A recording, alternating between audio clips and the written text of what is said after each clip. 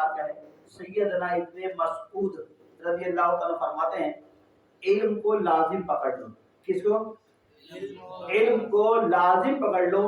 اس ذات کی قسم جس کے دستے قدرت میں میری جان ہے، اللہ عز و جل کی راہ میں قتل کیے جانے والے شہداء جب علماء کرام کی عزت اور مرتبہ دیکھیں گے تو تمنا کریں گے کاش اللہ عز و جل انہیں اس حال میں اٹھاتا کہ دو عالم وہ عالم ہوتے، اور بے شک کوئی شخص پیدائشی عالم نہیں ہوتا بلکہ علم تو سیکھنے سے آتا ہے۔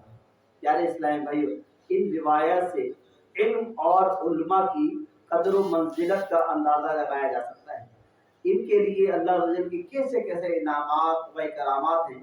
پہلے کے دور میں ہمارے علماء کرام رحم اللہ مبین علم دین حاصل کرنے کے لیے بڑی بڑی قربانیاں دیا کرتے تھے۔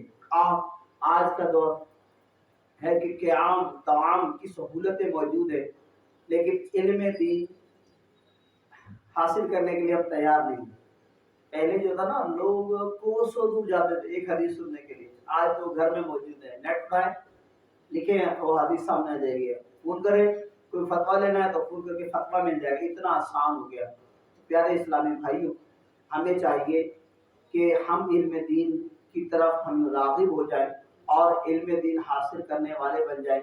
انشاءاللہ تبارک و تعالی اس کی بہت ساری برکتیں ہمیں حاصل ہوں گی۔